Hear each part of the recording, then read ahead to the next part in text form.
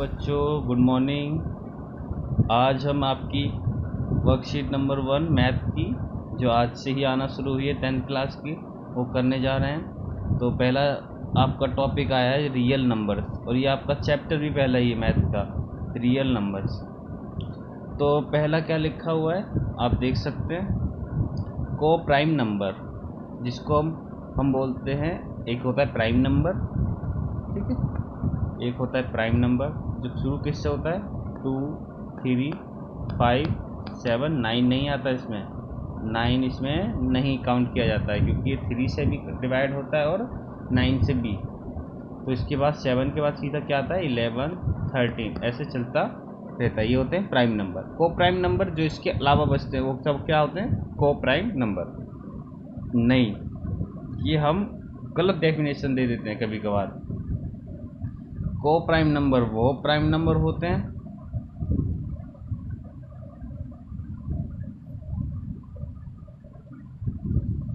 चलो छोड़ो कोई नहीं। तो को प्राइम नंबर वो नंबर होते हैं two numbers which have only one as a common factor, जैसे कि 2 और 3 ले लिया मैंने। ये आपस में क्या है, को प्राइम नंबर है, क्योंकि 2 इंटू 3 और इंटू 3, तो इन दोनों में क्या आया है, कॉमन फैक्टर 1 आया है, ठीक है। इसी तरह हम, जैसे मैं ले लेता हूँ 4, 6, ये को प्राइम नहीं है। क्यों?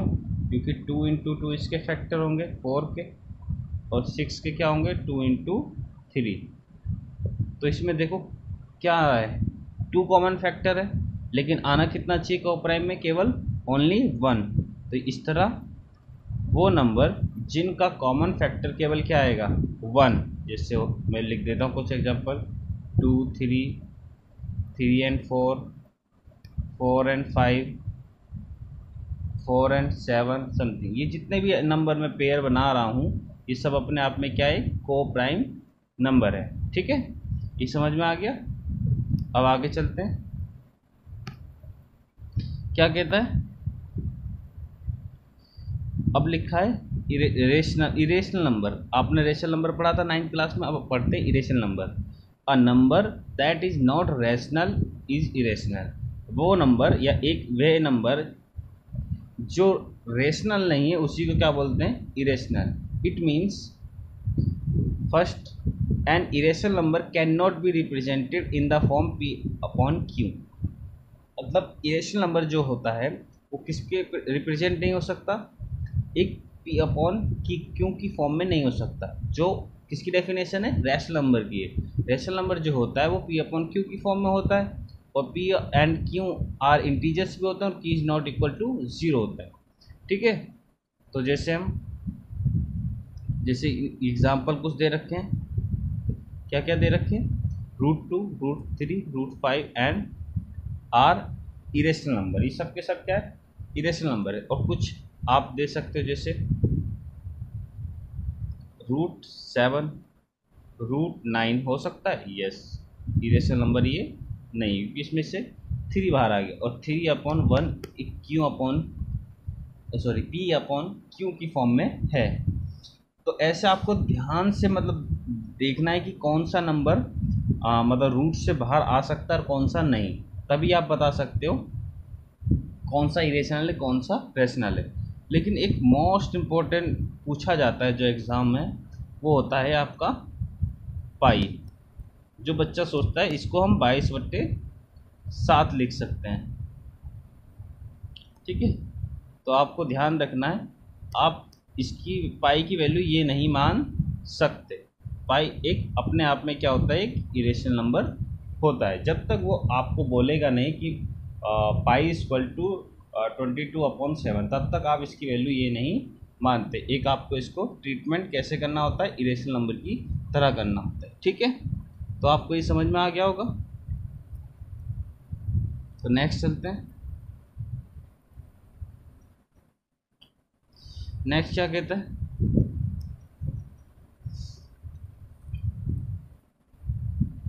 कहता है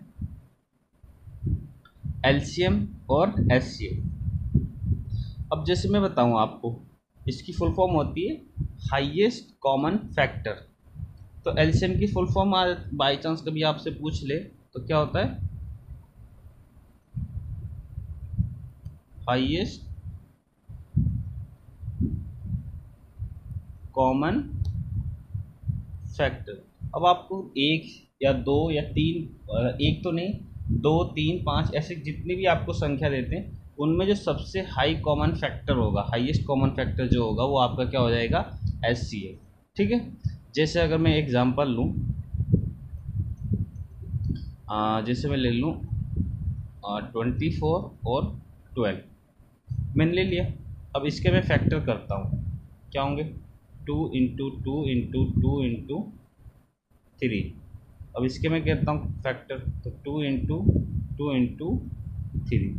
तो मुझे ऐसे हाईएस्ट कॉमन फैक्टर, एक ये पेयर कॉमन, एक 2 और ये 3 कॉमन। तो मैं कह सकता हूँ, थोड़ा कलर चेंज कर लेते हैं, कि क्या आया, 2 × 2 × 3, तो कितना आ गया टोटल, 12 आ गया। तो 12 हमारा क्या हुआ, 12 हमारा क्या हो गया, एचसीएफ हो गया। क्या हो गया, एचसीएफ। ये एक हाईएस्ट कॉमन फैक्टर है हमारा। अब ऐसी एलसीएम, उसकी डेफिनेशन एक बार देख लेते हैं, largest number that divides two और मोर नंबर्स। अब देखो जो ये एक लार्जेस्ट नंबर है जो इसको भी डिवाइड करता है और इसको भी डिवाइड करता है। तो मतलब ऐसा हमें बड़ा नंबर चाहिए होता है जो दोनों ही पेयर्स, मतलब जो संख्या या दो से ज़्यादा संख्याओं को क्या करें, डिवाइड करें। वो डिपेंड करता है कि क्वेश्चन कैसा आएगा। ठीक है, और नेक्स्ट देखते हैं, इससे मिटा देते हैं इसको।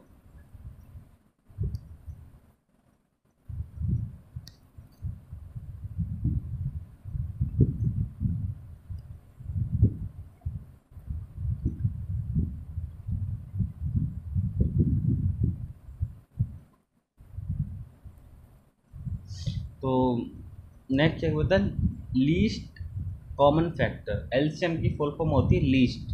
ठीक है, बहुत लोग लोएस्ट लोएस्ट चिल्लाते रहते हैं, लेकिन लोएस्ट नहीं होती, least common factor, the smallest number that can be divisible by each of the given number. कहने का मतलब एक ऐसा नंबर जो सबसे छोटा हो और जो आपके दोनों नंबर्स गिवन होंगे। ठीक है, जो दो आपको नंबर गिवन होंगे या दो से ज़्यादा, जो भी जितने भी नंबर गिवन होंगे उन सबसे वो क्या होना चाहिए, डिविजिबल होना चाहिए, वो सबसे डिवीजन होना चाहिए। ठीक है, अभी आगे नीचे क्वेश्चन आएंगे तो हम देखेंगे कैसे होता है। ठीक है, अभी हम डेफिनेशन पढ़ते हैं। अब आगे नीचे आता है डेसिमल के बारे में लिखा है। डेसिमल दो टाइप्स की होती है, एक होती है टर्मिनेटिंग और एक नॉन टर्मिनेटिंग। फिर आता है रिकरिंग एंड नॉन रिकरिंग। ठीक है, टर्मिनेटिंग का मीनिंग होता है ख़त्म, नॉन टर्मिनेटिंग जो कभी ख़त्म ना हो। तो देखो ध्यान से आप देख सकते हैं, ये टर्मिनेटिंग मतलब ख़त्म हो गया, इसके बाद 5 के बाद अभी आगे डिवीजन नहीं हो सकती पॉसिबल। अब लिखा है नॉन टर्मिनेटिंग, और रिकरिंग का मीनिंग होता है चलते चले जाना। ठीक है, चलते चले जाना। अब नॉन रिकरिंग, नॉन रिकरिंग का मतलब है डिफरेंट डिफरेंट करके कुछ आ रहा है। रिकरिंग मतलब एक ही, जैसे मैं बोल सकता हूँ 3.333। ये कैसा नंबर, मतलब ये डेसिमल कैसा है, रिकरिंग है, क्योंकि हर बार रिपीट क्या हो रहा है, एक फिक्स नंबर हो रहा है 3333। अब जैसे इसके अंदर ध्यान से देखना क्या कह रहा है वो, 7 तक देखो। ठीक है, ये 142,857, उसके बाद फिर शुरू हो गया ये 142,857। तो ऐसे क्या हो रहा है, रिकरिंग हो रहा है, इतने डिजिट्स बार बार आ रहे हैं इस डेसिमल के अंदर। ठीक है, तो ये होता है रिकरिंग। अब non recurring, different different number आ रहे हैं लेकिन नॉन टर्मिनेटिंग भी है, वो ख़त्म नहीं हो रहा। तो अब ध्यान से देखो एक चीज़, कि जो नॉन टर्मिनेटिंग है और प्लस नॉन रिकरिंग है वही क्या है, इरेशनल नंबर है, और जो टर्मिनेटिंग है वो रेशनल नंबर है, और नॉन क्या है, नॉन टर्मिनेटिंग बट रिकरिंग है, तो वो भी क्या है, रैशनल नंबर है। ये बहुत ही इंपॉर्टेंट है, आपसे पूछा भी जाता है कभी कभार एक एक दो नंबर में, तो आप उसको ध्यान से पढ़ें, ठीक है। और आगे सवाल करेंगे, ध्यान से इनका ध्यान रखना है आपको। अब आता है फिलिंग द ब्लैंक्स। अब लिखा है डिविडेंड। क्या है? डिविडेंड। इसे बोलते हैं डिवाइजर, इसे बोलते हैं क्वोशिएंट, और इसे बोलते हैं रिमाइंडर। तो ये आपको सब पता होना चाहिए और ये आपको इसमें फिल कर देना है, ठीक है। तो ये होता है डिवाइजर, एक होता है क्वोशिएंट और एक होता है रिमाइंडर, ठीक है। तो अब आगे देखते हैं। अब देखो क्वेश्चन ध्यान से हमको देखने सारे। तो क्वेश्चन देखते हैं। पहला क्या कहता है? Right the division algorithm from 2 1 0 and 1 to 8। तो पहले कर लेते हैं 1 to 0 1 to 8। तो 1 बार में जाएगा, तो 1 to 8 कितना बचा? 82। अब इसको वेरीफाई करने के लिए हम अपना वो वाला मेथड कौन सा मेथड लगाएंगे? ये वाला मेथड, ठीक है। जो हमारा ये वाला मेथड था, dividend equal to divisor into quotient plus remainder. तो हम ये वाला यहाँ पर लिख देते हैं, ठीक है। तो क्या होता है? Sorry,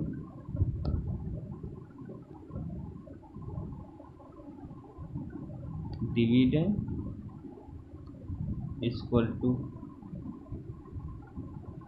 divisor into quotient plus remainder, ठीक है। नोट अब आराम से उतार लेना। तो डिविडेंड हमारा कितना है? 2 1 0। डिवाइजर कितना है? 1 to 8। क्वोशिएंट हमारा कितना है? 1 प्लस रिमाइंडर कितना है? 82। यही आंसर हो गया आपका, ठीक है। इतना तो आप कर ही लोगे सब, ठीक है। सेकंड क्वेश्चन पढ़ते हैं सभी लोग, जब तक मैं इसको मिटा देता हूँ। स्क्रीनशॉट तो ले लिया होगा आपने सभी ने।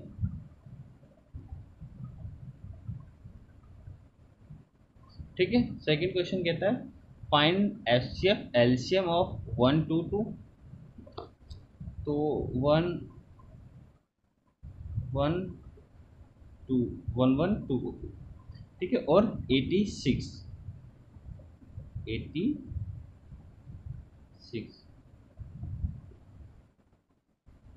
तो मैं सबसे पहले दोनों के क्या करूँगा? फैक्टर निकालूंगा। और फैक्टर निकालते कैसे ये सभी आपको पता होना चाहिए। ऐसे निकाल, इससे जा रहा है 2 से, 2 5 जा 2, फिर 2 से जा रहा है तो कितना? 2 2 जा 4, 2 8 जा 6, फिर 2 से जा रहा है 14, फिर 2 से जा रहा है 7, फिर 7 से। तो कितने फैक्टर आ गए उसके? 2 इंटू 2 इंटू 2 इंटू 2 इंटू 7, ठीक है। इसी तरह हम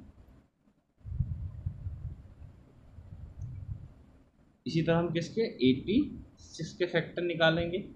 2 2 4 जा 8, 2 3 जा 6। तो इसका कोई फैक्टर नहीं। अब 43 से ही जाएगा ये केवल, तो 1 जा, ठीक है। तो इसके फैक्टर क्या आ गए? 2 इंटू 43, ठीक है। तो अब हमारा इसने पूछा है एलसीएम। तो HCF क्या आएगा? हाईएस्ट कॉमन फैक्टर कितना? 2। और एलसीएम लीस्ट कॉमन मल्टीपल्स, ठीक है। लीस्ट कॉमन मल्टीपल्स तो क्या होगा? 2 into 2 into 2 into 2 into 7 into 43। आप इस सब का मल्टीप्लाई करोगे तो 4 8 1 6 आ जाएगा, ठीक है। इतना आ जाएगा। अब क्वेश्चन में कहा है कि सो दैट आपको वेरीफाई भी करना है कि कितना है, ठीक है। तो मैं यहाँ इधर साइड में इसको ले लेता हूँ, ठीक है। तो सो दैट हमें क्या करना है? हमें कि 1 1 2 इंटू 8 6 कितना आएगा? 9 632, इन दोनों का मल्टीपल्स ही आया। तो अब हमें ये भी चेक करना है कि HCF इंटू LCM ये कितना आएगा आपका। तो हम देखेंगे क्या, 2 इंटू में 4812 कितना आ रहा है, 9632, यही आ रहा है। तो हमारा क्या हो गया, ये प्रूफ हो गया। ठीक है, ये हमारा क्या हो गया, प्रूफ हो गया कि 112 into 86 equal to HCF into LCM equal to कितना है, 9632 पे। ठीक है, यही आपका आंसर हो गया। स्क्रीनशॉट ले लो फटाफट आप। ठीक है, तो अब थर्ड क्वेश्चन और पढ़ते हैं।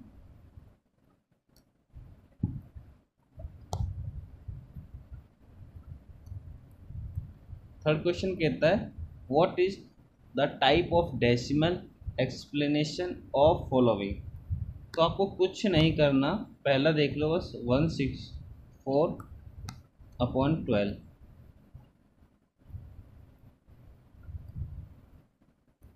तो पहला सवाल है इसका, थर्ड का क्या रखा है, 164/12। ठीक है, बड़ी ध्यान से देखना है आपको ये। 164/12, 12 वन ज़ा 12, कितना बचा, 2, सॉरी 2 नहीं 4, कितना बचा 4/, अब 12, अब 12 के टेबल में 44 तो आता नहीं, तो 44 से कम लेंगे तो आएगा 3 ज़ा 36, तो कितना आएगा 8। अब देखो नंबर नहीं बचा कोई, तो पॉइंट लगाएंगे 0।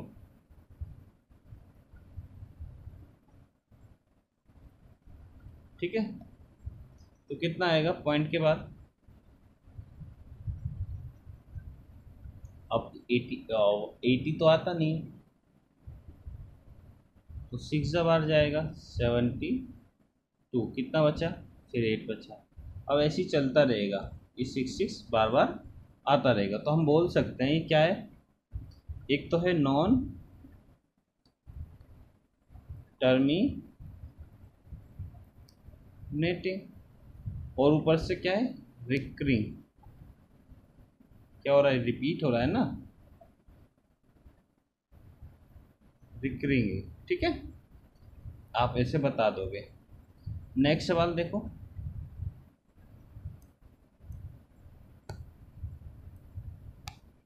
नेक्स्ट भी यहाँ से क्लियर दिख रहा है।